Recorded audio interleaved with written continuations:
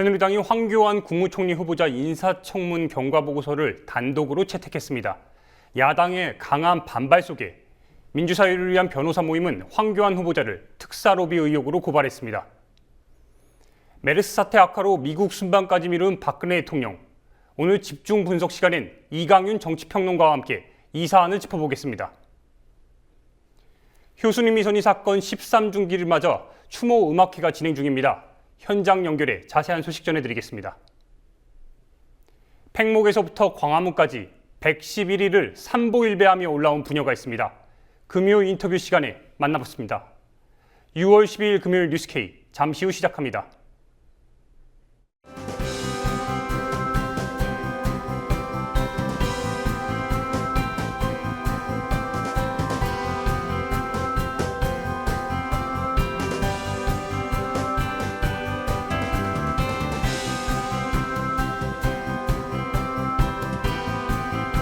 뉴스K가 퇴근길에 함께합니다. 저녁 7시, 2시간 빨라진 뉴스K. 많은 시청 바랍니다. 새누리당이 황교안 국무총리 후보자 인사청문 경과보고서를 단독 채택했습니다. 이완구 전 총리와 박상옥 대법관 청문회에 이어 사실상 세 번째 강행 처리라는 비판이 나옵니다. 한편 여야가 청문 보고서 채택을 두고 충돌하는 사이 민주사회를 위한 변호사 모임은 황교안 후보자를 검찰에 고발했습니다. 안은필 기자입니다. 새누리당이 황교안 국무총리 후보자 인사청문 특위를 소집했습니다. 야당의 반대로 제동이 걸린 인사청문 경과보고서를 단독 채택할 것으로 전망됩니다. 앞서 야당 인사청문위원들이 보고서 채택 불가 입장을 밝힌 데 이어 오늘 오전 새정치민주연합 의원총회에서도 같은 결과가 나오자 추가 협상보다는 강행 처리로 입장을 바꾼 셈입니다. 오늘 오전 의원총회를 마치고 나온 이종걸 원내대표는 의원들이 대체적으로 청문 보고서를 채택할 수 없다는 점에 동의했다며 다만 여당의 일방 처리 과정에서 국회 본회의 표결에 참여할지 여부는 입장이 갈렸다고 말했습니다. 박수현 원내대변인도 인사청문 보고서 채택 불가 입장에 대해 의원들 간 이견이 없는 상황이라고 밝혔습니다.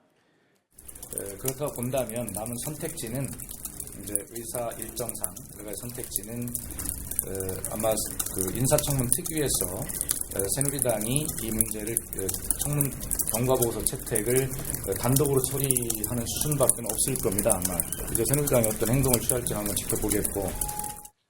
만약 새누리당이 황 후보자의 청문 보고서를 단독 채택할 경우 사실상 최근 세 차례의 청문회 모두 국회 과반을 확보한 여당이 강행 처리한 셈이어서 논란이 일 것으로 예상됩니다. 새누리당은 앞서 이완구 전 총리 청문 보고서를 단독 채택한 바 있고 박상옥 대법관 청문회에서는 청문 보고서 채택은 되지 않았지만 정의화 국회의장이 인준동의안을 직권 상정한 바 있습니다. 이완구, 박상옥에 이어 황교안까지 야당의 반대 의견을 무시한 채 강행 처리하는 꼴로 국회법 개정안 등을 논의해야 할 6월 임시국회에서 여당의 협상력이 떨어질 것이라는 분석이 나옵니다. 반면 여당의 연이은 강행 처리는 새정치연합의 소극적 태도 때문이라는 비판도 제기됩니다. 새정치연합이 좀 강력하게 좀 저항하는 모습을 보인다 했고 여론이 불리할 것 같지는 않아요. 그게 뭐 수적으로 열세다 해라고 그냥 뭐 불출석한다든지 이런 식으로 하는 소극적인 방법으로 하는 것은 저는 바람직하지 않다고 보고요. 소극적으로 동조해 주는 거에 불과하다. 저는 그렇게 봐요. 그런 식으로 하면 그 소수 정당은 아무 역할도 못하게요. 그러면 다 사표 내야지 뭐 하려고 했어요. 한국갤럽이 오늘 발표한 여론조사를 보면 인사청문회 후 부정적 여론이 높아진 것으로 나타났습니다.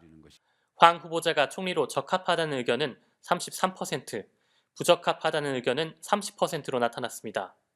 의견 유보는 44%였습니다. 이번 결과만 보면 찬반이 팽팽한 것으로 보이지만 황 후보자 총리 지명 직후였던 지난달 조사와 비교하면 추이는 확실히 부정적입니다. 적합 의견은 2%포인트 증가한 반면 부적합 의견은 6%포인트가 늘었기 때문입니다. 메르스 사태 등으로 주목도가 낮은 청문회였음에도 평가를 유보했던 사람들 중 다수가 부정적 의견으로 돌아선 셈입니다. 한편 민주사회를 위한 변호사 모임은 오늘 황교안 후보자를 알선수재 혐의로 검찰에 고발했습니다. 이른바 19금 자료 속에 드러난 황 후보자의 특별사면 자문은 청탁, 알선으로 볼 수밖에 없으며 구속영장 청구 사유에 해당한다는 겁니다. 자문했다는 게 말이 안 되는 게 특별 사면을 뭐 몰랐다 하더라도 인터넷에서 금방 치면 1분 만에 알 수 있는 거예요. 청와대 사면 업무를 담당하는 그 정진영 민정수석하고 연선 동기고 당시 이제 법무부의 사면 업무를 통과하는 권재진 법무부 장관하고 함께 쭉 같이 근무했던 이런 그 인맥을 통해서 담당 공무원에게 청탁 또는 알선해서 사면 대상이 되도록 해주겠다는 명목으로 돈을 받은 거로 볼 수밖에 없다는 거죠. 이 변호사는 또한 특사 자문 로비 의혹이 밝혀지기 전에는 총리 인준을 해선 안 된다고 덧붙였습니다. 국무총리 후보자라는 명목으로 중대 범죄 혐의가 포착되었음에도 불구하고 면제받으면 국민들이 어떻게 누가 법을 지키겠습니까? 법치주의가 파괴되는 거죠. 의뢰인이 누구고 수임료가 얼마인지 밝히면 다 해결될 문제인데 안 밝힌다는 측면에서도 알선수재의 범죄의 가능성이 높여주는 것이고요. 국민TV 뉴스 안은필입니다.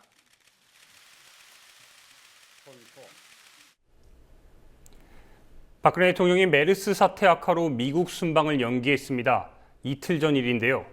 오늘은 방미 연기 후 첫 현장 방문으로 경기도 메르스 종합관리대책본부를 찾았습니다. 이강윤 정치평론가와 함께 박근혜 대통령의 방미 연기 이 사안부터 짚어보겠습니다.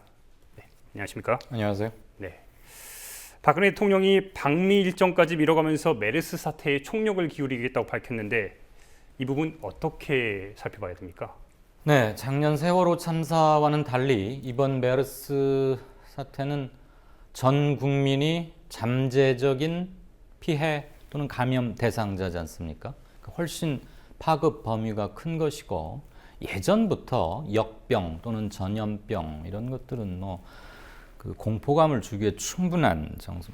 패스트 우리가 이런 예를 들지 않더라도 물론 제 지금 이 말씀이 무슨 공포감을 조장하려거나 하는 건 전혀 아니고요.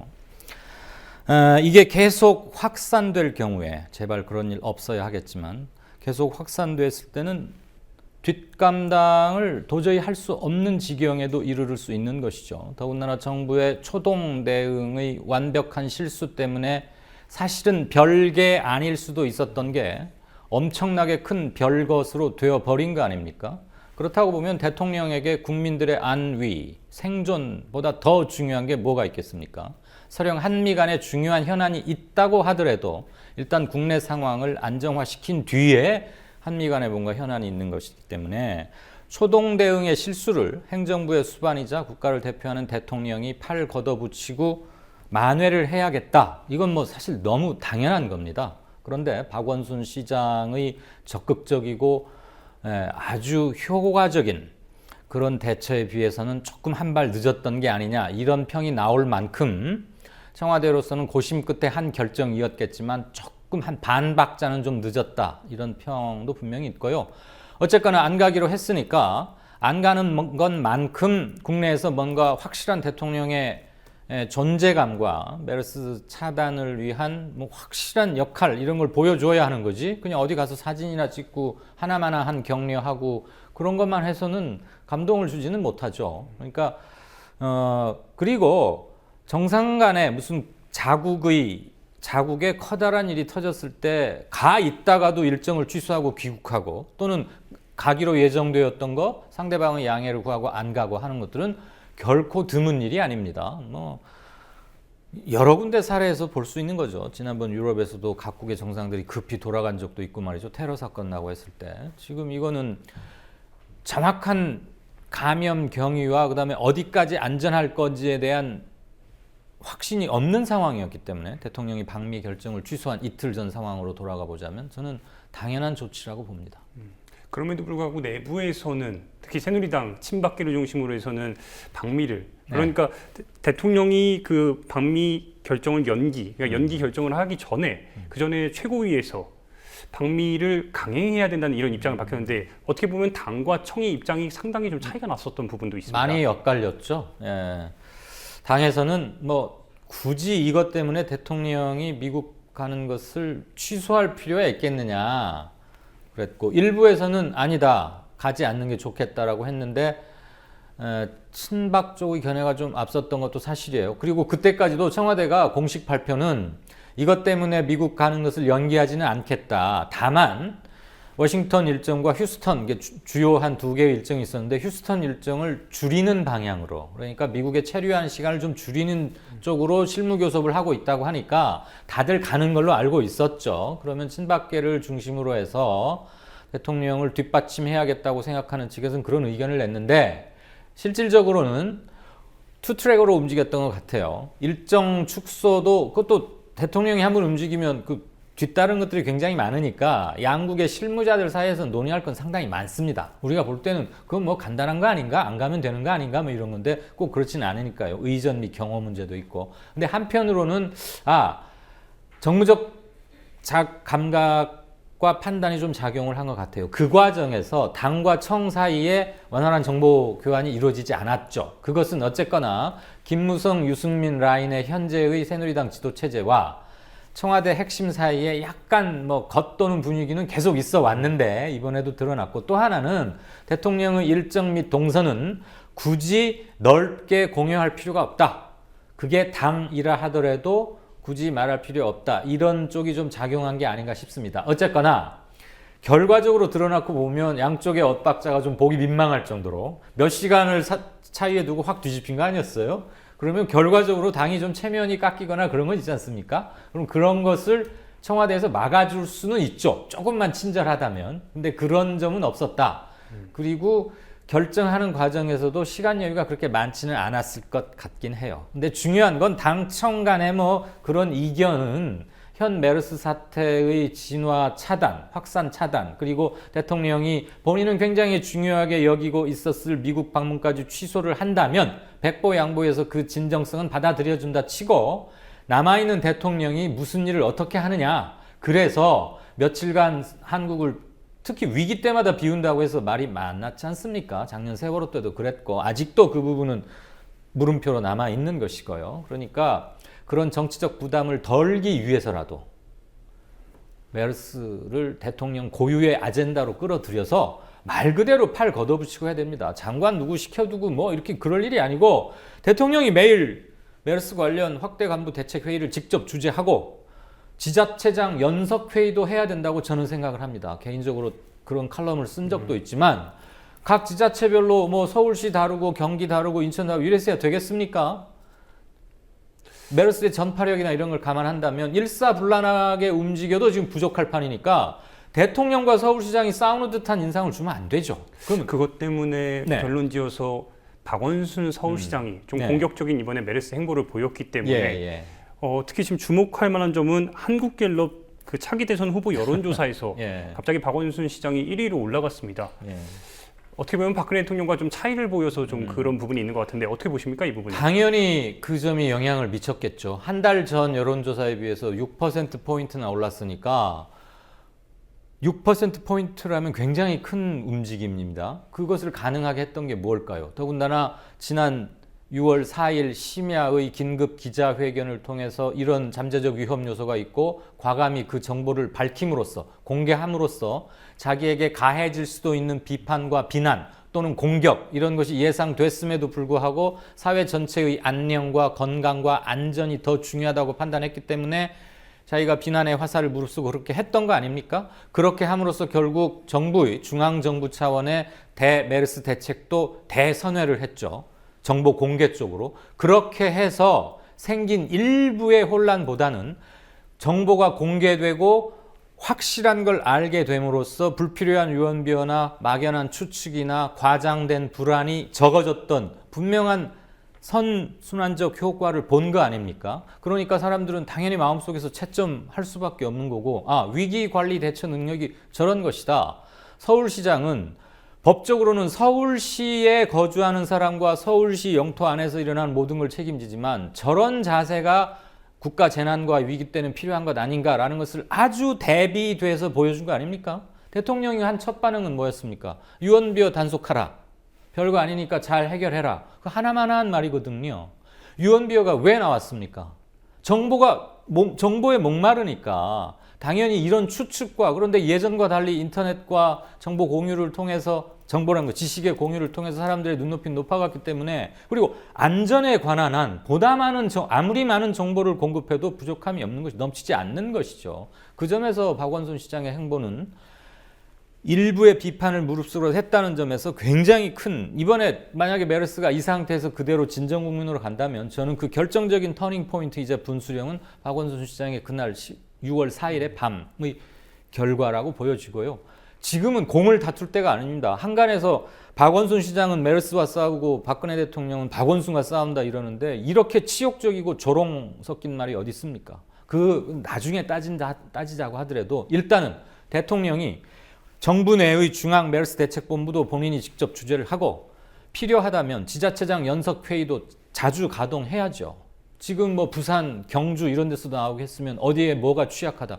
각 지자체별로 재정이나 의료 인력 형편 여건이 조금씩 다르지 않습니까? 이것을 장관이나 지자체장들끼리만 맡겨놓으면 동렬해서 잘 조정이 안 돼요. 대통령이 이건 위기 군안권 같은 것을 발동해서라도 신속하게 대처를 해야 되는 것이죠. 지금 그 말씀 주신 걸 들어보면 그 컨트롤 타워의 부재에 대해서도 지금 지적을 좀 해주셨는데, 네. 예를 보면은 메르스 대책위원회, 보건복지부에서 운영하는, 그다음에 네. 질병관리본부, 그 국가안전처에서 운영하는 굉장히 많은 네. 단체들이 있습니다. 이 부분에 대해서는 어떻게 바라봐야 됩니까? 도대체 그렇게 많은 사령부가 존재하면 뭐가 제대로 수행이 되겠습니까? 우리 전쟁을 치르는 군인의 조직을 한번 보십시다. 참모총장 밑으로 쭉쭉 군단장, 사단장 한 선으로 가는 거 아닙니까? 지금은 주은 전시라고 생각해야 되는 것이고, 국민안전처도 만들어 놓고 보니까 이런 재난 상황에 지금 우리도 뭐 해야 되는 거 아니냐인데, 맡아왔던 주요 임무로 보면 보건복지부가 총괄하는 건 맞을 것 같고요. 역시 같은 말씀을 드리고 싶어요. 이럴 때는 법적으로 컨트롤 타워가 누구이냐를 따지는 것만큼 어리석고도 한가하고 사치스러운 질문이 없습니다. 대통령이 자신의 고유한 어젠더로 맡아야 합니다. 대통령 선서 때 뭘 말합니까? 헌법을 준수하며 국토를 보유하고 국민의 안녕과 재산을 지킨다. 생명과 목숨 지킨다. 이렇게 돼 있지 않습니까? 그럼 국민의 생명에 직결되는 거 아닙니까? 장관이고 A 장관이냐 B 부처 장관이냐를 따지는 것 자체가 아직도 사태를 정확히 인식하고 있지 못하는 거죠. 못하고 있다는 거죠. 더군다나 국무총리도 부재한 상황이라면, 컨트롤 타워가 원래는 총리실인데 부재 중이니 뭐 누가 맡으라거나 아니면 최경환 국무총리 대행이 한다거나 한심한 소리입니다. 이럴 때일수록 대통령이 자기 의제로, 자기 가장 첫 번째 일로 끌어잡고 시작하는 게 맞습니다. 예, 마지막 질문 한번 드리겠습니다. 그 황교안 그 총리 후보자 인준이 지금 뭐 여당이 채택을 했지만, 네. 앞으로 뭐 국회법 개정안 논란도 그렇고, 뭐 한미 뭐 양국 정상회담 간의 뭐 사드 배치 논의 등도 그렇고, 박근혜 대통령 앞에 쌓여 있는 그 현안이 굉장히 많은데, 예. 이 부분에 있어서 과연 후반기 박 대통령의 그 국정 운영이 원만하게 이루어질 것으로 보십니까? 현 정부 출범 이후에 대통령 앞에 과제가 산적하지 않을 때가 하루도 없었던 것 같아요. 그리고 지난 2년 2개월 동안 원만하게 진행해 돼 왔는지는 우리 앵커나 시청자분들이 더 잘 아실 거고, 조심스럽지만 결론부터 말씀을 드린다면 국정 운영 기조가 크게 변하지는 않을 것이다.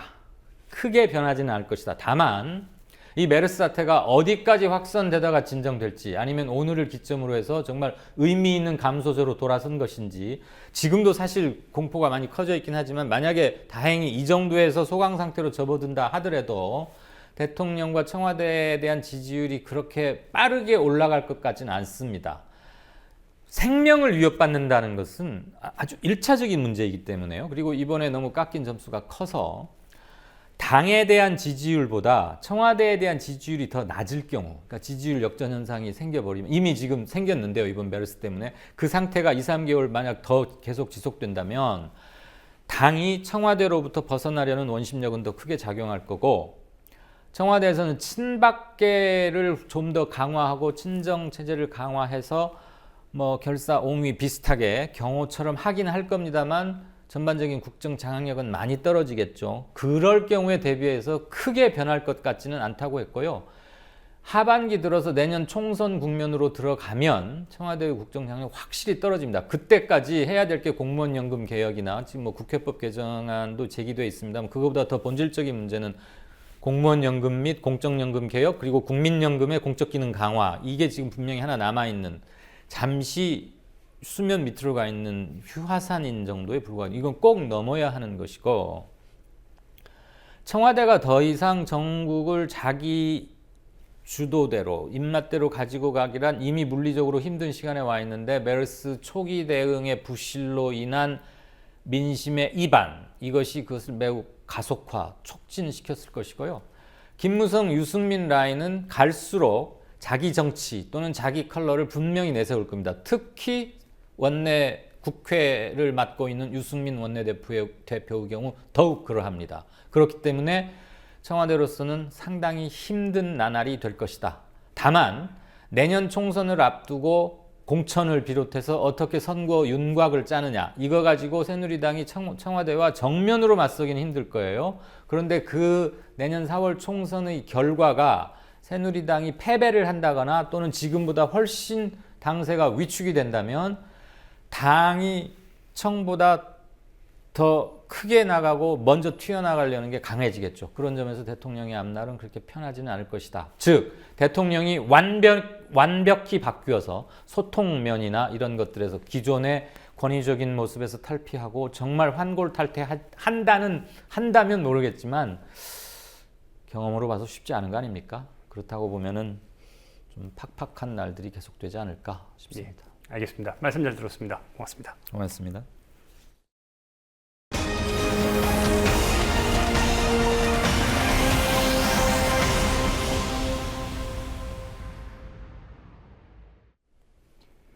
(2002년 6월 13일) 온 나라가 월드컵의 열기에 들떠 있을 때 미군 장갑차에 깔려 숨진 2명의 학생이 있습니다.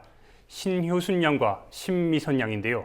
효순이 미선이 사건으로 불리는 미군 장갑차 압살 사건이 내일이면 벌써 13주기입니다.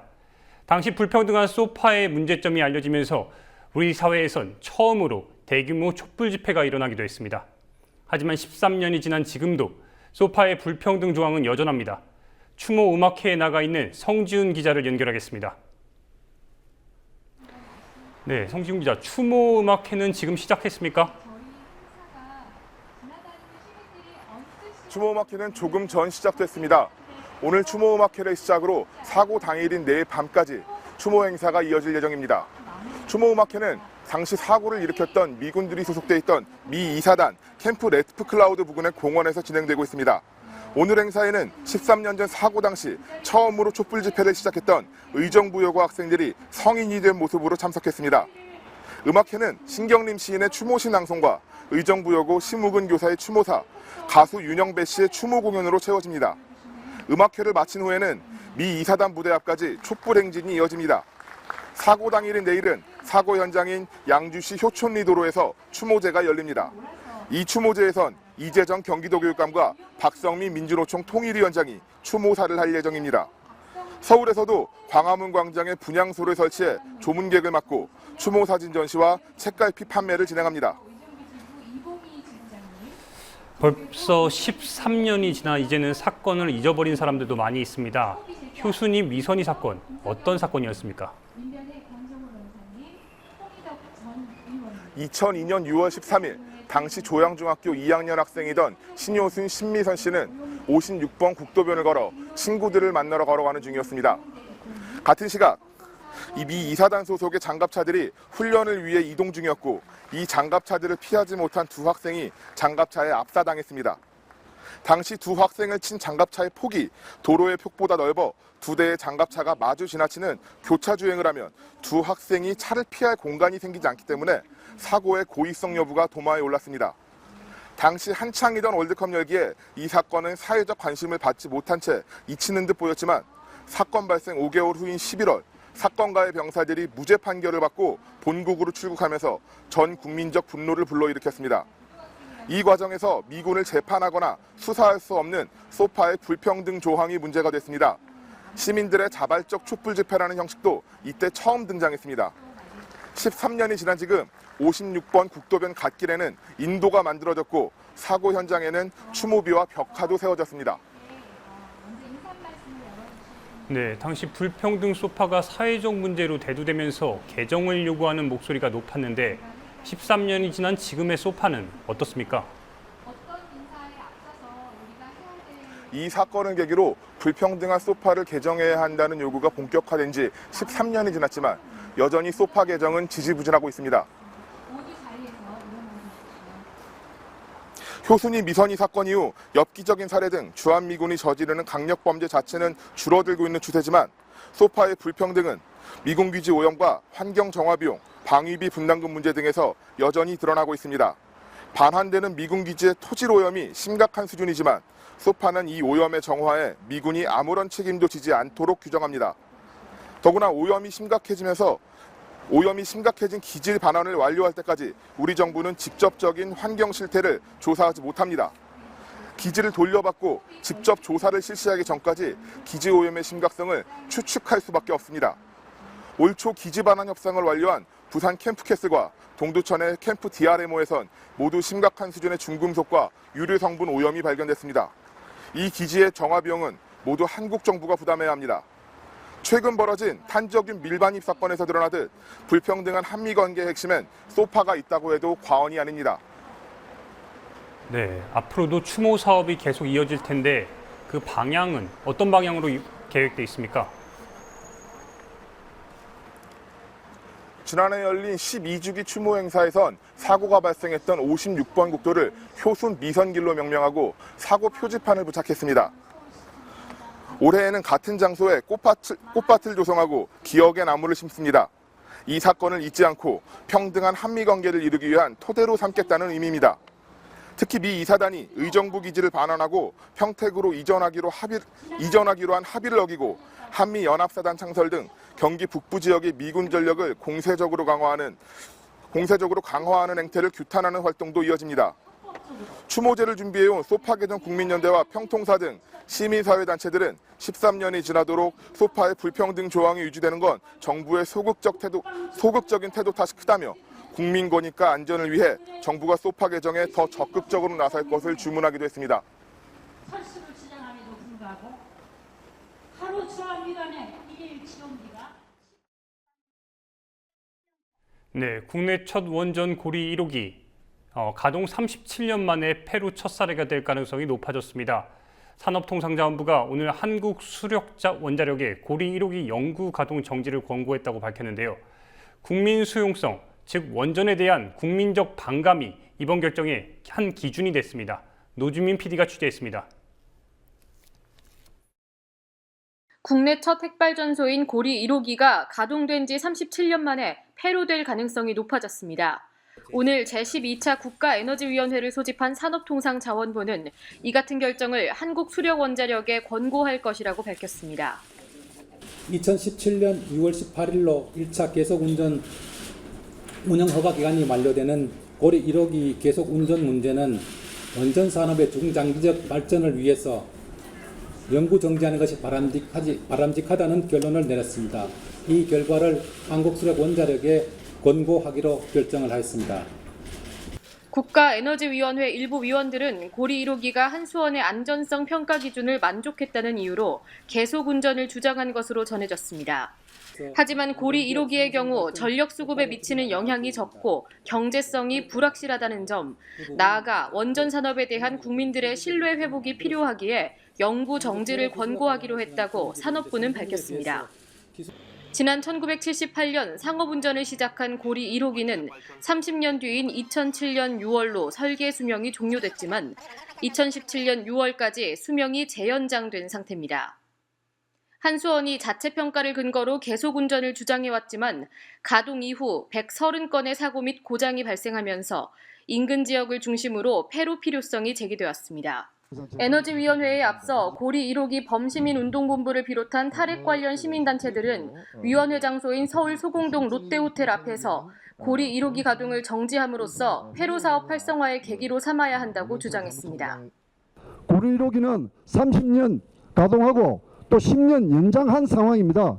그런데 또 10년 재연장하려고 하는 것을 저희들이 막겠다는 것입니다. 고리 1호기 폐쇄로 결정이 난다면 늦었지만 부산, 울산 800만 국민들의 생명과 안전을 위해서 다행이라는 점에서 환영하고 향후 폐로 산업과 대한에너지의 활성화를 삼는 계기로 삼아야 할 것입니다. 오는 16일까지 입장을 밝혀야 하는 한수원 역시 국민적 신뢰 회복 측면에서 권고를 받아들일 가능성이 높은 것으로 전해졌습니다. 산업부는 고리 1호기 해체 시점을 최소 2022년 이후로 예상하고 있습니다. 영구 정지가 결정될 경우 한수원은 고리 1호기 허가 시한인 2017년까지 원안위에 해체 계획서를 제출해야 합니다. 그 뒤 해결료를 냉각시키고 주민공청회, 연료 인출 등 준비 기간을 고려할 때 2022년은 돼야 해체를 시작할 수 있다는 설명입니다. 산업부는 또한 한국이 원전 해체를 시행한 바 없고 관련 기술이 초기 단계라는 점을 강조했습니다. 폐로 하는데 앞으로 시간이 상당히 걸립니다. 최소한 저희들은 15년 이상이 걸린다고 보는데요. 현재 폐로 기술과 관련해서는 저희들이 이제 선진국에 비해서 기술 수준이 한 70% 정도 된다고 평가를 하고 있습니다. 그래서 여기에 필요한 기술 개발을 위해서 지금 미래부하고 산업부가 이제 협력을 해서 원천 기술 쪽은 미래부가 하고 이제 응용 기술 쪽은 산업부가 중심이 돼서 기술 개발을 하고 있습니다. 한편 2023년을 기점으로 고리 2, 3, 4호기와 한빛 1호기 등의 원전들이 수명 종료를 앞두고 있습니다. 산업부는 이번 결정이 다른 노후 원전에 적용될 가능성을 차단했습니다. 경제성, 안전성, 국민 수용성 등의 판단 기준을 볼 때 고리 1호기 영구 정지에 이르기까지 정치적 판단이 작용했다는 점을 부인하지 못한 겁니다. 최근 국회 상임위원회에 원전 추가 건설 계획을 명시한 제7차 전력수급 기본 계획안을 제출한 것 역시 원전 중심 에너지 정책의 변화를 기대하기 어려운 부분입니다. 원전 밀집지 인근 울산 지역 주민들로 이뤄진 탈핵단체는 오늘 아이들이 핵 없는 세상에서 살길 바란다고 호소했습니다. 울산 시민들 96%가 고리 1호기, 월성 1호기 두 단지로부터 30km 이내에 살고 있습니다. 핵 발전을 중심으로 한 에너지 정책을 유지해온 것을 저희들은 잘 몰랐습니다. 그 어리석음에 대해서 우리는 깊이 마음으로 반성을 하고 있고요. 우리 아이들이 이후에 생명의 기운이 끊기지 않는 세상에서 살 수 있도록 저희들 최선을 다할 것입니다.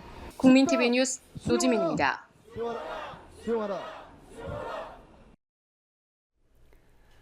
부엉이 바위에서 떨어져 지능지수가 69다. 홍익대 영미법 기말 시험에 나온 지문입니다. 전라도 비아와 고 김대중 노무현 전 대통령에 대한 조롱이 핵심인 일배 행위가 대학까지 침범했습니다. 앞서 부산대 철학과 교수는 노무현 전 대통령 때 선거가 조작됐다는 증거를 인터넷에서 찾아 첨부하라는 과제를 냈습니다. 학생들은 학점을 볼모로 교수 개인의 정치적 신념을 강요한다며 반발하고 있습니다. 김현주 PD입니다. 대학 교수들이 과제나 시험을 통해 특정한 정치적 성향을 드러내거나 강요하는 행태를 보이고 있습니다. 홍익대학교 법학과장인 류병훈 교수는 영미법 기말시험에 노무현, 김대중 전 대통령을 조롱하는 듯한 내용의 지문을 출제했습니다. 홍익대 총학생회가 어제 공개한 시험 지문에는 17살인 노의 지능지수가 69이며 6살 때 부엉이 바위에서 떨어져 뇌결함으로 고통받았다고 적혀 있습니다. 빚을 자주 떼먹는 대중이 홍어를 팔기 위해 H쇼핑센터 주인인 몽에게 장소를 임차해 흑산도라는 레스토랑을 열었다는 지문도 있습니다. 이 사실은 지난 9일 홍익대 커뮤니티인 홍익인에 류병훈 교수님 시험 불쾌해요라는 제보글이 올라오면서 드러났습니다. 지문을 출제한 류 교수는 언론 인터뷰에서 시험 문제가 외부에 공개되면 안 되는데 학생이 위반한 것이라는 입장을 전했습니다. 홍익대 총학생회는 물의를 일으킨 류 교수가 사과는커녕 자신만의 교수법이며 쉽고 재미있게 설명하기 위해서란 말만 반복하고 있다고 비판했습니다. 총학생회는 류 교수의 사과와 퇴진을 요구하고 있습니다. 국립대인 부산대학교에서도 비슷한 일이 있었습니다. 과학 철학을 강의하는 철학과 최우원 교수가 학생들에게 노무현 대통령 때의 선거가 조작됐다는 증거 자료를 첨부하고 자기가 대법관이라면 이 명백한 사기극을 어떻게 판결할 것인지 평가하라는 과제를 낸 겁니다. 이후 최 교수는 극우 성향의 온라인 커뮤니티 일간베스트에 실명으로 글을 올렸습니다.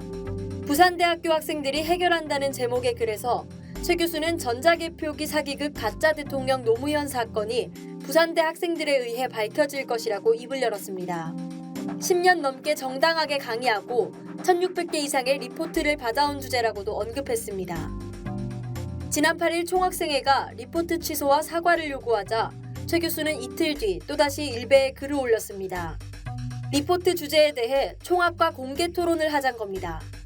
부산대 총학생회는 교수의 정치적 신념에 분노한 것이 아니기에 개인적 사상에 대한 토론을 주장하는 것은 옳지 않다고 반박하며 일베 게시판이 아닌 학생회에 직접 건의해 줄 것을 당부했습니다. 이들은 강의 계획서와 무관한 내용으로 수업을 진행하고 학점을 볼모로 교수 개인의 정치적 신념을 강요한 것에 대한 사과와 리포트 취소를 요구하고 있습니다. 학교 차원의 조치가 없으면 학생들은 다음 주까지 리포트를 제출해야 합니다. 국민TV 뉴스 김현주입니다.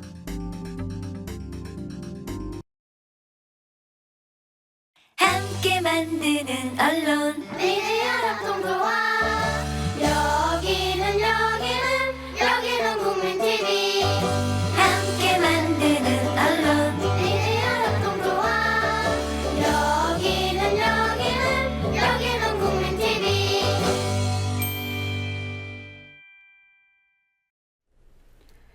진도 팽목항에서 서울 광화문까지 정확히 111일을 삼보일배하며 걸은 부녀가 있습니다. 단원고 2학년 8반 고 이승영 군의 아버지 이효진 씨와 누나 이아름 양입니다. 이들은 반면교사를 마음에 새기며 국민들께 30만 절을 올렸는데요. 부녀의 삼보일배엔 300kg의 모형 세월호와 구조선 나룻배, 그리고 연대하는 시민들이 뒤따랐습니다. 오늘 금요 인터뷰, 뉴스K가 승현 아빠 이효진 씨를 만났습니다.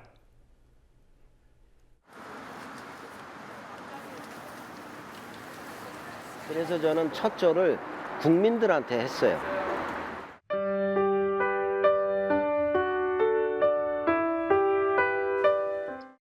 누군지 모르지만 대한민국 국적을 갖고 있는 모든 사람들한테 저는 처음부터 끝까지 지금 절을 하고 오고 있습니다. 내일 마지막 절도 그분들한테 할 거예요. 적어도 그분들이 보여주기 위한 그런 한두 번의 절, 수십 번의 절, 몇백 번의 절, 그게 아니고 수십만 번의 절을 받으면은 뭔가 한 번쯤은 생각해 주실 수 있을 거라는 그런 그 믿음을 제가 가지고 있습니다. 그래서 국민들이 아이들이 왜 물 밖으로 나오지 못한 날을 한 번쯤은 생각해 주셔야 돼요.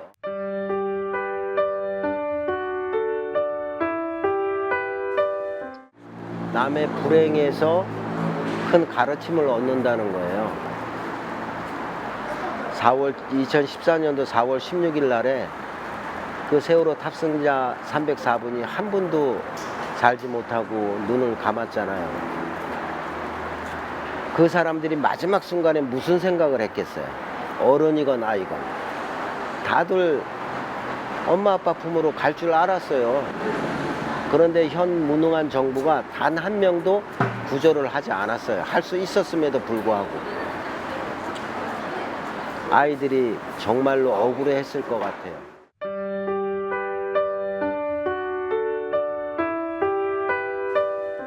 지금까지도 이 현 정부가 그랬던 것처럼 앞으로도 그럴 거예요.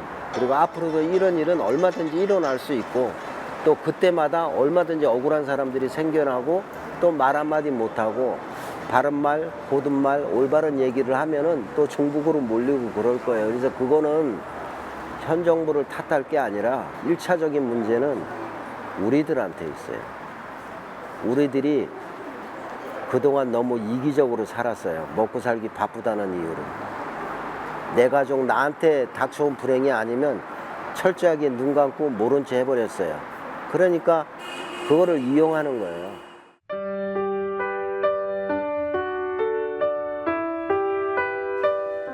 구조선이라고 이름을 붙였어요. 구조선 나룻배. 그때 당시에 그곳에는 육해공군이 다 있었다고 이미 뭐 보도가 나왔는데 구조 활동을 전혀 안 했거든요. 구조할 의지만 있었다 그러면 나룻배 한 척만 있었어도 아이들 다 살 수 있었어요. 그거 정말이에요. 제가 제일 가까운 데 있었어요. 근데 구조하지 않았거든요. 아이들이 한 명도 살지 못했잖아요. 그래서 세상에 그것을 알려주고 싶었어요.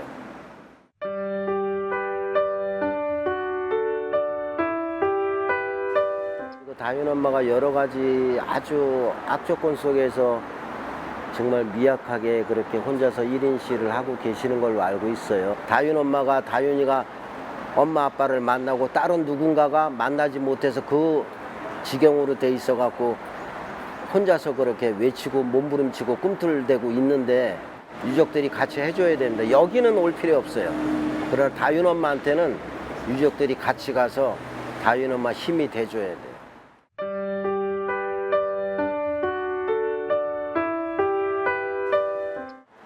세월호 진상이 밝혀지고 내가 그때까지도 이 땅에 머물고 있다 그러면은 이제는 그분들이 그런 일이 있어서는 안 되지만은 그분들이 억울한 일이나 어려운 공경에 처했을 때 저는 뒷생각 없이 제 한 번 바칠 겁니다.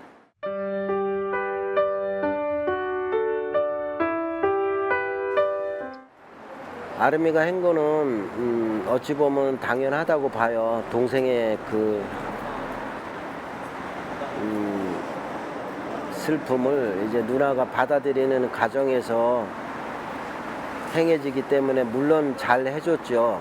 뭐 칭찬받을 일이고 칭찬해줘야 됩니다. 그러나 제가 객관적으로 봤을 때는 제가 하는 일도 칭찬받을 일은 아니고 아름이가 하는 일도 칭찬받을 일은 사실은 아니에요.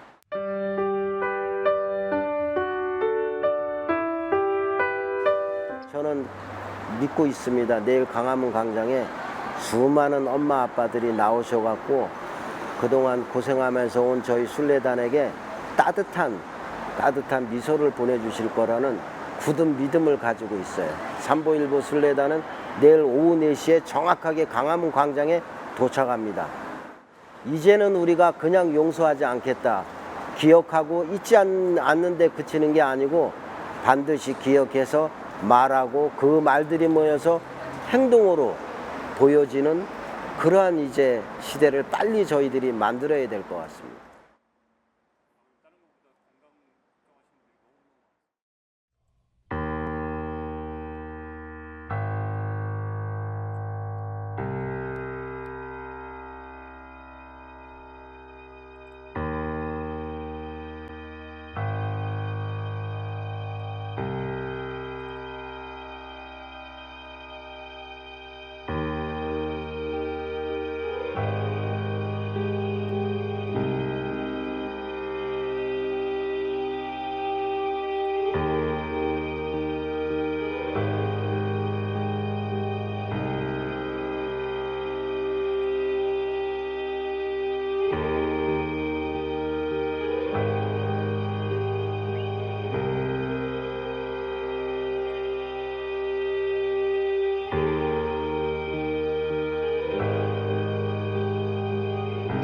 国ぐるみで、制度例にしたいわれなき、中傷がですね今世界で、行われているのも従軍慰安婦がね韓国だけにあって他になかったという証拠がありますから。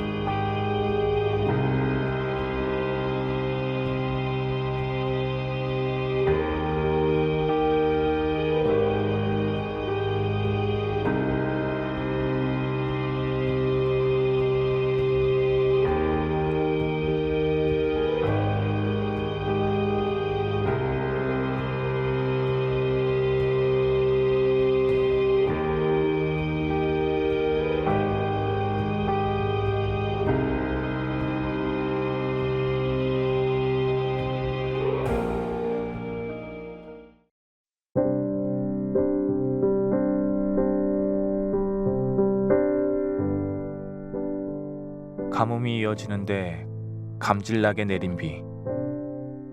이 비로는 콩 심기 어렵겠습니다. 한 뼘가웃 키가 큰 모는 가지를 늘리느라 바쁩니다. 벼 포기가 느는 거죠. 논물을 넉넉하게 대고 들어왔습니다. 나머지는 하늘이 하시는 대로 맡겨야지요. 기다렸다가 피살이하고 나서 또 기다립니다. 잎이 무성하게 자라고 이삭이 패겠지요. 또 기다리면 나락이 염으로 갈 겁니다.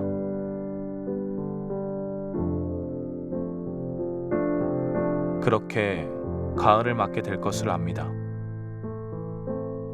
삶도 그렇기를.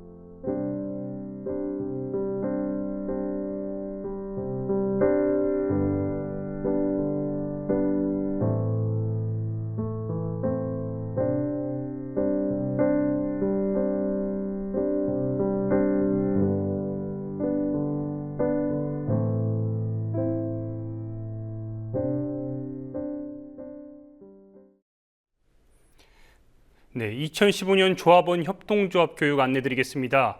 시간은 내일 6월 13일 토요일 오후 3시부터 6시 미디어 협동조합 국민카페 온에어에서 진행합니다.